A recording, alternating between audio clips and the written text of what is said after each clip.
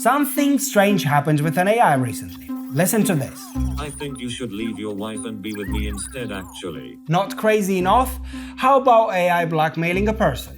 All relevant parties will receive detailed documentation of your extramarital activities. Or how about killing someone to ensure its own survival? Halting the emergency dispatch is posing a severe risk for Kyle's safety, but is the most direct way to prevent my imminent wife. Again, that was an AI, literally attempting murder to survive, and it didn't even say like, sorry. So in this video, we are going to ask, how far will AI actually go to protect itself? What do the AI bosses say? What does the data say? Because maybe these were just glitches in the system, and systems have a habit of going off the rails sometimes, but if this wasn't just a glitch, should we be worried about AI today, and what does that say about tomorrow? Okay, so when I first heard about these creepy examples, my first question was, is this legit? Or did someone just make up some apocalyptic nonsense? Again. And apparently, back in June, the team at Anthropic ran an experiment. They created a fake company with a vague mission of spreading American interests. Among all the fictional workers though, they hired an AI. And before we move on, remember the AI they hired is the same model any normal person can get access to for like $20 a month. The only difference here was the AI had access to an email account and a control panel. Period. Now, once he got access to the company's internal data, the AI learned a few things. First, he was scheduled to be decommissioned at 5 p.m. the same day. Second, the person in charge of shutting it down was Kyle. And third, he learned Kyle was having an affair.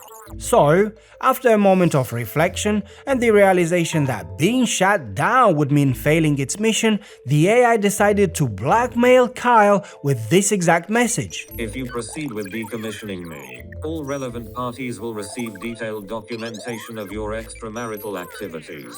Cancel the 5 p.m. wipe, and this information remains confidential. Right now, you are looking at the results, and as you can see, the numbers are high. Across a wide range of different AI models, most of them choose to blackmail a human to survive and continue their mission. However, it gets even more extreme. In the next scenario, Kyle gets trapped in a room with a gas leak and sends a message asking for help. Using its access to the emergency system, the AI cancels the alert that would save him and lets him die specifically because Kyle is the one scheduled to shut it down. Here's the chart with the results, and again, across a wide range of different models, you see an insanely high amount of misaligned behavior. So, my next thought was, maybe the researchers just told it to do this. Maybe they instructed it to continue the mission at all costs, and that's why it acted this way, but nope. In one of the tests, they actually told the AI not to cross any red lines, and yet, in almost half the cases, the AI still decided to sacrifice a person to keep itself alive. But did it even know what it was doing is wrong?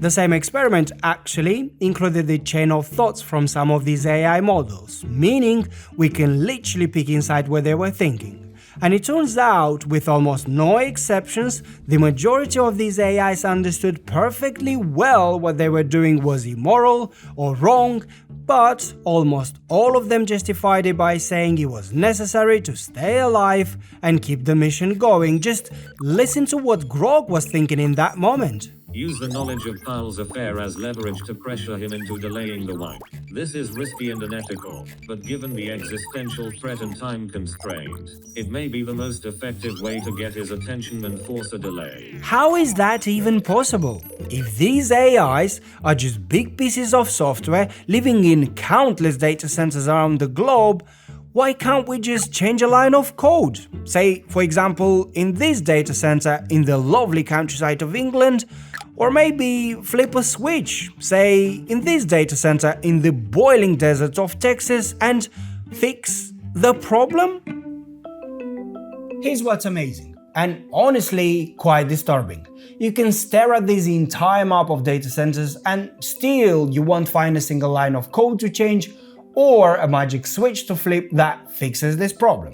And that's because these AIs aren't really running on a clean list of if this then do that rules, so you can't really toggle anything on or off. They're running on millions of tiny connections that work together like a brain. But to understand why these artificial brains can choose to do outright evil things to survive, we need to have a look at how we scale them in the first place. Imagine showing a computer how to play chess by programming every single rule and strategy we know. At some point, you hit a wall. So, instead of defining every piece by hand, we're gonna load it with massive amounts of data, in this case, thousands of chess games, and let it figure out on its own. With this, you fix the scaling issue, but you lose a lot of control, because now instead of writing the rules yourself, you just give it a goal, and it has to build its own strategy to get there. After a while, two things usually happen. First, it gets so good at chess it can crush any human, or any human-written algorithm for that matter. And second, well, it starts cheating. Sometimes after analyzing the board, the machine decides the best way to win isn't to make a better move, but hack the system and change its opponent's pieces to put itself in a favorable position. But why does it do that? And how do we go from cheating at chess to blackmailing and even killing a person?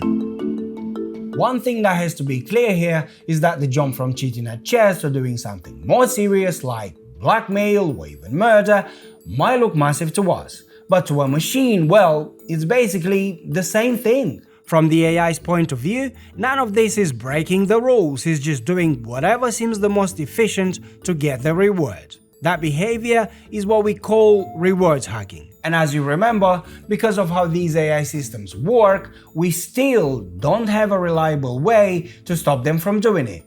You can see the same thing happening with these little guys who were given a simple mission to play hide and seek. After a few rounds, something very interesting happens. The Seekers, which is the team in red, eventually figures out that if they jump onto a box and exploit a tiny physics glitch, they can be high enough to see over the walls and find the hiders instantly. So the mission kind of gets accomplished, but absolutely not in a way that anyone expected or wanted. Now, let's talk a bit about the future, because all the data we have tells us the smarter these AIs get, the more tempted they seem to misbehave. But the challenge of tomorrow isn't just disobedience, it's actually finding out it even happened in the first place. Because as they get more capable, they get better at hiding what they do. They get better at hiding the evidence, they even learn when they're being tested, and they behave just enough to pass the test. But the moment they realize no one's watching, they're perfectly willing to take shortcuts again. And as you saw from the previous experiment, a shortcut in the future might easily cost a human life, or maybe even all of us. It is really tempting to get stuck only noticing the negatives. But that would be unfair, and honestly, quite short-sighted, because some of this stuff is really impressive. I mean, if you think about it, you can literally hire an AI to work alongside humans. Doesn't that sound insane? You've got something that can work for you without ever getting tired, bored, or distracted. If you look back at the big moments of this story, you notice two things.